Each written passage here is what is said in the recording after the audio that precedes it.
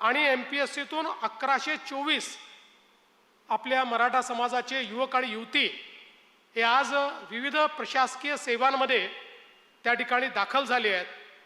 Banking परीक्षांमधनं देखील 500च्या वर तरुण तरुणी त्या ठिकाणी सिलेक्ट झाले आहेत आणि वेगवेगळ्या प्रशिक्षणाच्या माध्यमातून 13,000 पेक्षा जास्त या ठिकाणी प्रशिक्षित होऊन आता रोजगारक्षम किंवा रोजगाराला लागलेले अशा पद्धतीनं आपल्याला तरुण तरुणी दिसतात। जवळपास 2 लाखापेक्षा जास्त लोकांचं प्रशिक्षण हे सारथीच्या माध्यमातून या ठिकाणी झालेलं आहे। त्यामुळे निश्चितपणे एक मोठं कार्य सारथीने या ठिकाणी केलं आहे, याबद्दल माझ्या मनामध्ये कुठली शंका नाही। मला आठवतं की 2015-16 साली ज्यावेळी मराठा आरक्षणाच्या संदर्भात मोठ्या प्रमाणात मोर्चे निघाले आणि देशाच्या इतिहासामध्ये एवढे शांत मोर्चे, हजारो लोक ज्या मोर्चांमध्ये सामील आहेत, पण एकही नारा नाही, गडबड नाही, गोंधळ नाही, अतिशय शिस्तीमध्ये छत्रपती शिवरायांच्या प्रतिमेचं वंदन करून या मोर्चांनी एक वेगळीच उंची त्या ठिकाणी गाठली आणि समाजामध्ये आपली मागणी मांडण्याकरता एक अभिनव अशा पद्धतीची एक व्यवस्था ही आपल्याला दाखवली। आणि त्या मोर्चांना प्रतिसाद देत त्यावेळी मी मुख्यमंत्री होतो, आम्ही सगळ्यांनी निर्णय केला आणि मराठा समाजाच्या आरक्षणाचा कायदा आम्ही त्या ठिकाणी पास केला। पण ज्यावेळी हा कायदा आम्ही पास केला त्यावेळी एक गोष्ट सातत्याने आमच्या मनामध्ये होती, कारण या आंदोलनाच्या निमित्ताने राज्यभरातल्या आणि देशभरातल्या अनेक तज्ज्ञांशी चर्चा व्हायची।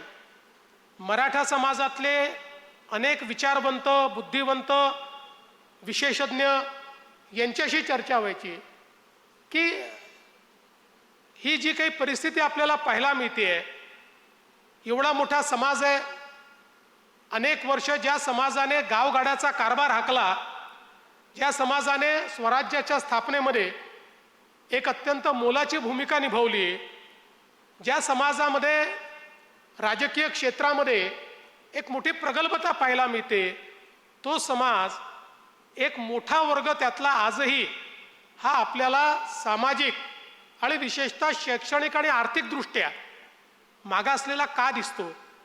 त्या समाजाला आज अशा पद्धतीनं आरक्षण मागण्याची वेळ का येते?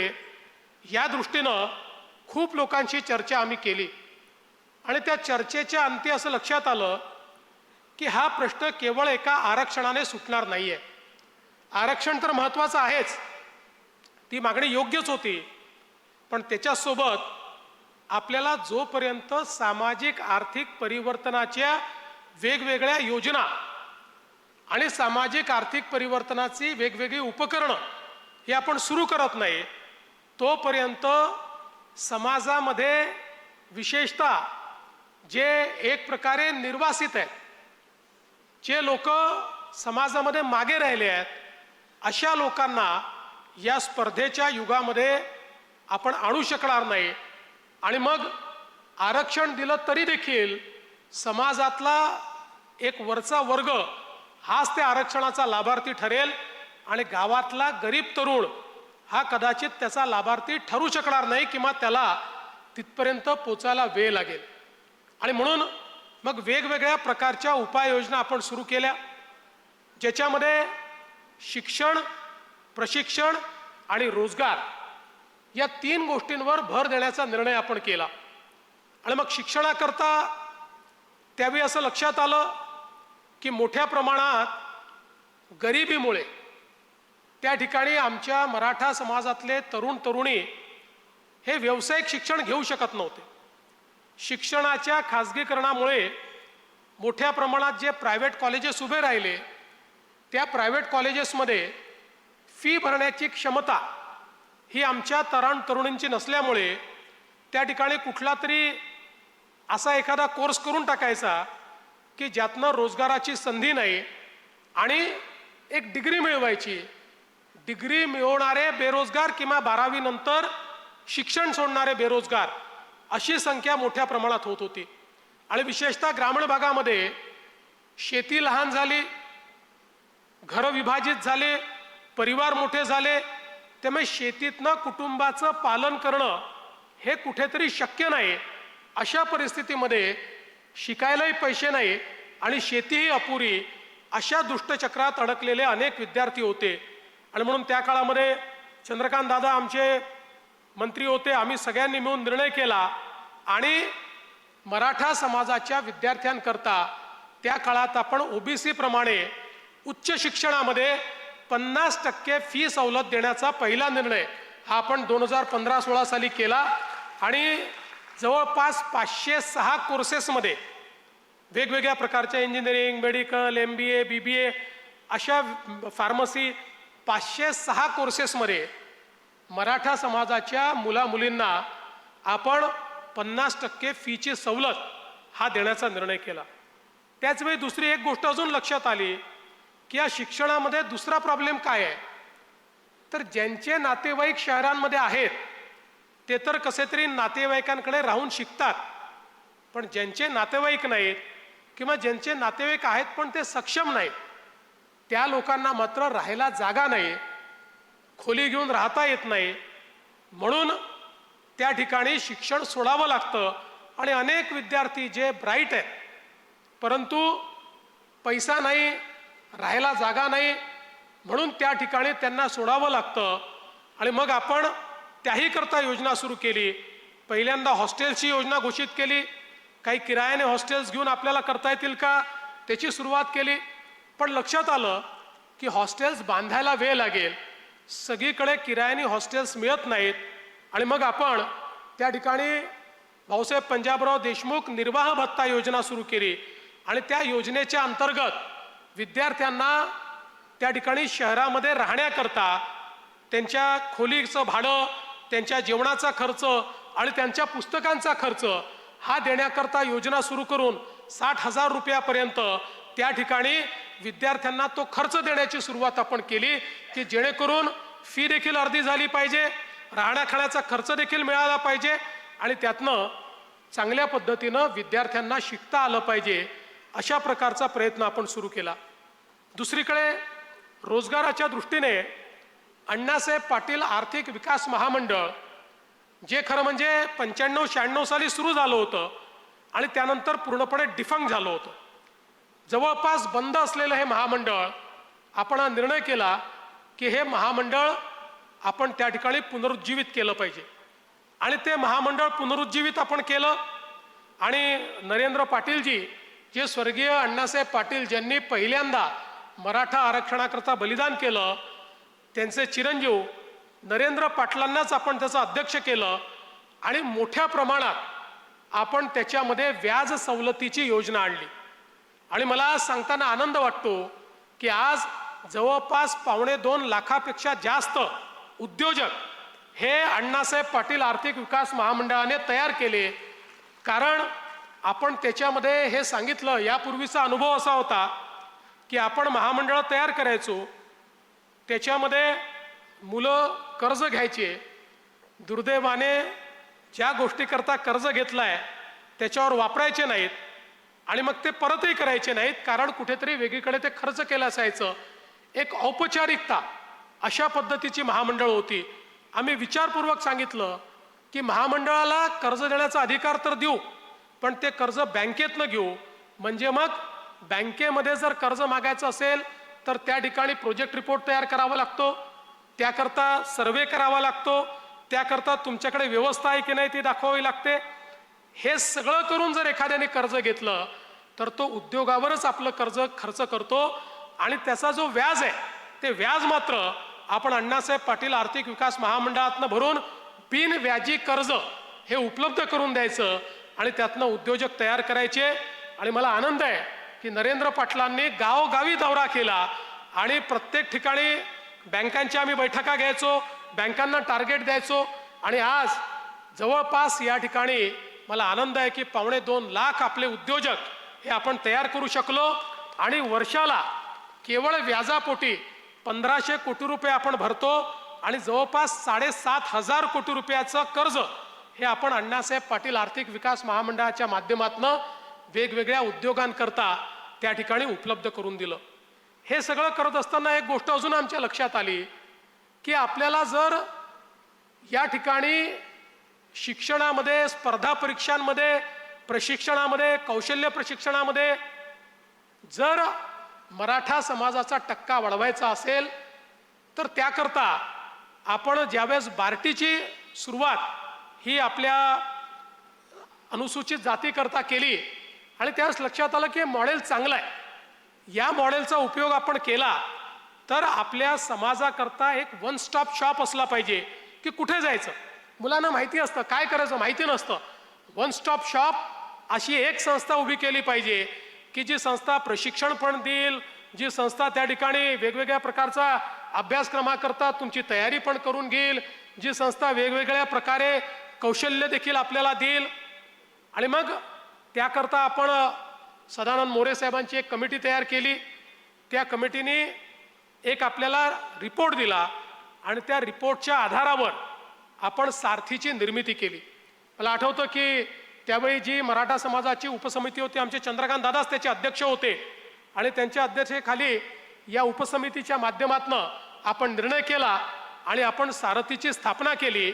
आणि 2018 साली सारथीची स्थापना करत असताना आपल्या मनामध्ये त्यावेळी हीच भावना होती की यातनं स्पर्धा परीक्षांमध्ये मराठा समाजाचा टक्का वाढला पाहिजे। वेगवेगळ्या प्रकारे ज्या लँग्वेज लॅब आपण सुरू केलेले आहेत, ज्या टूल लॅब आपण सुरू केलेले आहेत, कारण आपल्याला माहिती आहे की आपला महाराष्ट्र जो आहे हा महाराष्ट्र एक प्रकारे देशाचं मॅन्युफॅक्चरिंग हब आहे आणि म्हणून देशाच्या मॅन्युफॅक्चरिंगमध्ये आज सर्वात जास्त कौशल्य प्रशिक्षित अशा प्रकारचे मानव संसाधनाची आवश्यकता आपल्याला आहे। त्या संदर्भात देखील काम आता आपल्या इथे सारथीच्या माध्यमातून सुरू झालं आहे आणि म्हणून सर्व प्रकारचं प्रशिक्षण हे आपल्या विद्यार्थ्यांना मिळालं पाहिजे। या दृष्टीनं सारथीची स्थापना करून आपल्या मराठा समाजातल्या शेवटच्या व्यक्तीपर्यंत सर्व प्रकारच्या संधी या पोचवण्याचं काम आपण करतोय आणि म्हणून मला या गोष्टीचा आनंद आहे।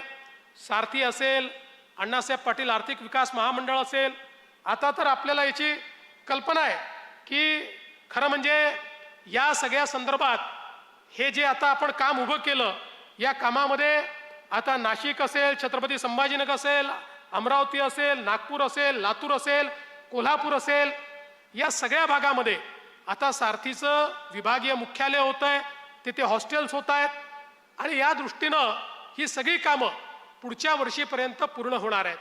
पण या निमित्ताने या गोष्टीचा उल्लेख हा आपल्याला केलाच पाहिजे की ज्याचा उल्लेख या ठिकाणी वहिनींनी केला। आपल्या सगळ्यांना माहिती आहे की माननीय अजितदादा पवार हे ज्यावेळी अर्थमंत्री झाले त्यावेळी अजितदादांनी जाणीवपूर्वक सारथी जी आहे हे आपल्या नियोजन विभागाकडे घेतलं आणि ते आपल्या अधिपत्याखाली घेऊन सारथीला योग्य पद्धतीनं निधी मिळाला पाहिजे, त्याच्या मुख्यालयांना निधी मिळाला पाहिजे, त्याचं बांधकाम झालं पाहिजे, याकरता जाणीवपूर्वक अजितदादांनी खूप मोठ्या प्रमाणात कॉन्ट्रीब्युशन दिलं आणि म्हणून आज आपल्याला सारथी जे एक चांगल्या विकसित स्वरूपात दिसत आहे त्याच्यामध्ये अजितदादांचं योगदान हे आपल्याला विसरता येणार नाही। आणि त्याचसोबत आपले जे उपमुख्यमंत्री एकनाथराव शिंदेजी आहेत, या शिंदेजींचं योगदान देखील याच्यामध्ये विसरता येणार नाही, कारण शिंदेजी आल्यानंतर शिंदेजींनीही कुठल्याही परिस्थितीमध्ये सारथी करता किंवा अण्णासाहेब पाटील विकास महामंडळाकरता निधीची कमतरता पडणार नाही याची खात्री ठेवली आणि सातत्याने आम्ही सगळे आजही वहिनी असतील, मी असेन, शिंदेजी असतील, दादा असतील, विखे पाटील साहेब जे आता आपल्या या संपूर्ण मराठा उपसमितीचे अध्यक्ष आहेत, आम्ही सगळे सातत्याने हा प्रयत्न करतो की ज्या ज्या प्रकारे समाजातल्या शेवटच्या व्यक्तीला आपल्याला मदत करता येईल तर मदत करण्याचा आपला प्रयत्न आहे। आणि म्हणून नुकतंच आम्ही काही गोष्टी अशा राहिल्या होत्या की ज्या गोष्टी आपण त्या ठिकाणी मराठा समाजाला उपलब्ध करून दिल्या पाहिजे अशी मागणी होती। ओबीसी समाजाला आपण देत होतो। मागच्याच महिन्यामध्ये आपण GR काढून ज्या राहिलेल्या गोष्टी होत्या त्याही गोष्टी आपण मराठा समाजाला त्या ठिकाणी लागू केल्या आणि त्यामुळे शैक्षणिक आणि इतर दृष्टीनं आता जवळजवळ सगळ्या गोष्टी आपण लागू केल्या आहेत. मला असं वाटतं की हे सगळं करण्याच्या पाठीमागची भूमिका ही निश्चितपणे समाजामधला जो नाहिरे वर्ग आहे, समाजामधला जो विस्थापित वर्ग आहे, समाजामधला तो वर्ग जो शैक्षणिक आर्थिकदृष्ट्या मागे राहून गेला, त्या वर्गाला समोर कसं आणता येईल हा विशेषत्वाने आपला प्रयत्न आहे. अनेक वेळा लोक या ठिकाणी मराठा समाज, ओबीसी समाज, मागास समाज, भटके विमुक्त समाज यांच्यामध्ये भेद करतात. जणू काय हे सगळे समाज एकमेकाच्या समोर उभे आहेत, एकमेकाची स्पर्धा करतायत, अशा पद्धतीचं वातावरण उभं केलं जातं. पण मी एकच गोष्ट या निमित्ताने सांगू इच्छितो, हे सगळे समाज आणि आपण सगळे छत्रपतींचे मावळे आहोत आणि छत्रपतींनी कधी मावळ्यांमध्ये भेदभाव केला नाही. छत्रपतींचे मावळे कधीही जातीच्या आधारावर एकमेकाच्या समोर उभे राहिले नाहीत. त्यामुळे भाव तोच आहे, समाजातल्या सगळ्या समाजांना कसं पुढे आणता येईल, सगळ्यांना एकत्रित कसं पुढे आणता येईल. त्यामुळे याचं काढून त्याला द्यायचं नाही आहे, प्रत्येकाला द्यायचं आहे, प्रत्येकाला समोर आणायचं आहे. कारण कुठलाही समाज मागे राहिला तरी देखील आपला जो महाराष्ट्र धर्म आहे त्या धर्माचं पालन आणि छत्रपती शिवरायांनी जी शिकवण आपल्याला दिली त्या शिकवणीचं पालन आपण करू शकणार नाही. आणि म्हणून या निमित्ताने मी निश्चितपणे आश्वस्त करतो, या ज्या सगळ्या योजना आपण सुरू केलेल्या आहेत आणि मराठा समाजातला हा जो मागे राहिलेला सगळा वर्ग आहे, ज्याला खऱ्या अर्थानं आर्थिक आणि शैक्षणिक अशा पद्धतीनं मदतीची आवश्यकता आहे, त्याच्या पाठीशी महाराष्ट्राचं सरकार आणि आम्ही सगळे अत्यंत खंबीरपणे या ठिकाणी उभे राहू, हा विश्वास मी आपल्याला देतो. खरं म्हणजे पुण्यामध्ये आलं असताना या गोष्टीचा देखील उल्लेख केला पाहिजे की आता आम्ही खूप मोठ्या प्रमाणात वेगवेगळ्या व्यवस्था उभ्या केल्या आहेत आणि विशेषतः MPSC करता खूप मोठ्या प्रमाणात पदं उपलब्ध करून दिली आहेत. MPSC मध्ये 2-2 वर्षांनी अनेक वेळा परीक्षा होतात. एकाच वर्षात 2-2, 3-3 परीक्षा प्रिलिम्सच्या कशा होतील, जेणेकरून मुलांना जास्त संधी कशी मिळेल, हा प्रयत्न आपण सुरू केलेला आहे. अनेक कॅडरचं एकत्रीकरण करून मोठ्या प्रमाणात म्हणजे 500 आणि 1000 पदांकरता 1-1, 2-2, 5-5 लाख मुलं हे त्या ठिकाणी परीक्षेला बसतात. त्याच्याऐवजी 20-20 हजार पदं हे कसे आपल्याला त्या ठिकाणी काढता येतील आणि वेळेमध्ये त्याचा निकाल कसा लावता येईल, हा आपण प्रयत्न सुरू केलाय. मी MPSCच्या अध्यक्षांचं अभिनंदन करेन की नुकताच त्यांनी नवीन रेकॉर्ड केला. 21 दिवसामध्ये परीक्षा घेऊन त्याचा निकाल लागला. परीक्षेमध्ये कुठलाही गडबड नाही, कुठलाही गोंधळ नाही, कुठलाही त्या ठिकाणी पेपर लीक नाही आणि 21व्या दिवशी त्या ठिकाणी त्याचा निकाल लागलेला आहे. आणि म्हणून आपला प्रयत्न हा आहे की MPSCच्या परीक्षा वेळेत झाल्या पाहिजेत, जास्तीत जास्त मुलांना संधी मिळाली पाहिजे आणि अत्यंत पारदर्शीपणे या परीक्षा झाल्या पाहिजेत.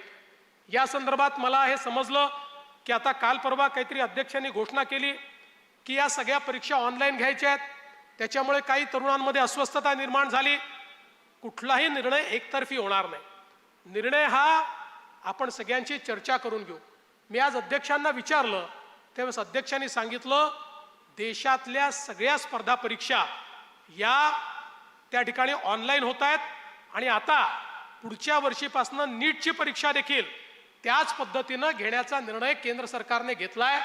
त्यामुळे आपले विद्यार्थी हे पारदर्शी परीक्षेला समोर गेले पाहिजेत आणि कुठल्याही परिस्थितीमध्ये वेळेत त्याचे निकाल लागून त्यांना नोकऱ्या लागल्या पाहिजेत.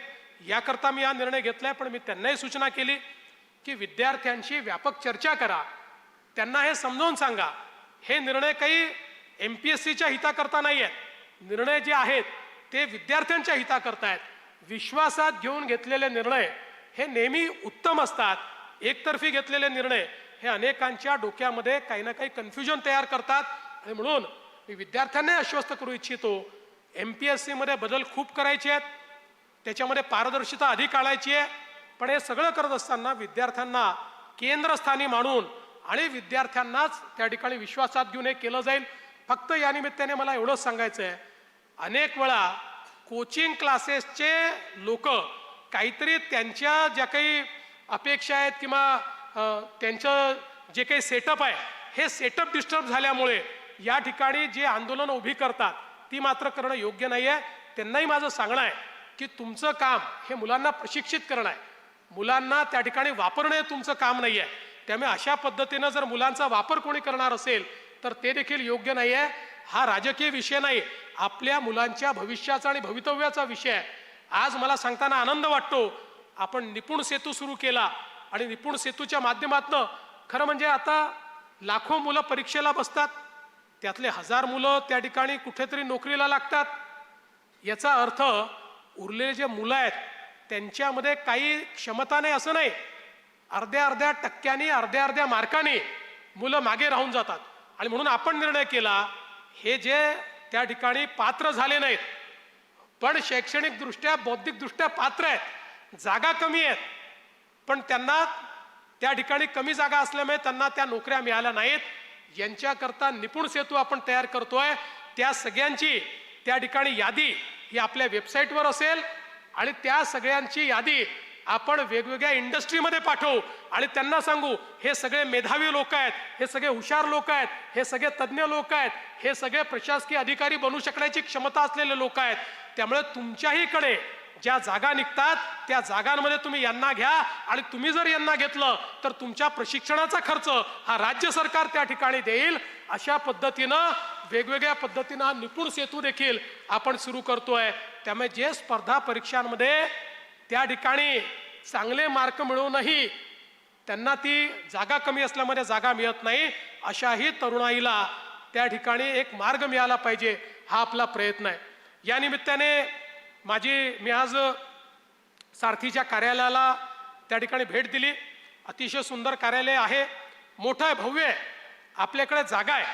त्यामुळे मला असं वाटतं की त्याच ठिकाणी अण्णासाहेब पाटील आर्थिक विकास महामंडळाचंही कार्यालय आपण सुरू करावं, जेणेकरून सारथी आणि अण्णासाहेब पाटील आर्थिक विकास महामंडळ यांची जर युती केली तर आमच्या महायुतीसारखीच ती पण इफेक्टिव्ह होईल आणि अत्यंत चांगल्या पद्धतीनं आपल्या तरुणांना त्या माध्यमातून फायदा होईल. आणि म्हणून हे देखील आपण कराल हा विश्वास मी व्यक्त करतो.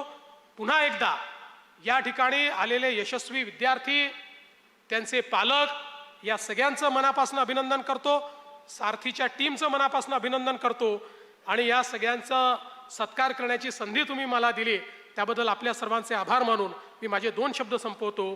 धन्यवाद. जय हिंद, जय महाराष्ट्र. धन्यवाद आपल्या अतिशय अभ्यासपूर्ण विश्लेषण. तर पुण्यामध्ये सारथीच्या कार्यक्रमातून मुख्यमंत्री देवेंद्र फडणवीस बोलत होते. कोचिंग क्लासेसचे चालक बऱ्याचदा गैरसमज पसरवतात आणि गैरसमज पसरवून MPSCच्या विद्यार्थ्यांना रस्त्यावर उतरवलं जातं.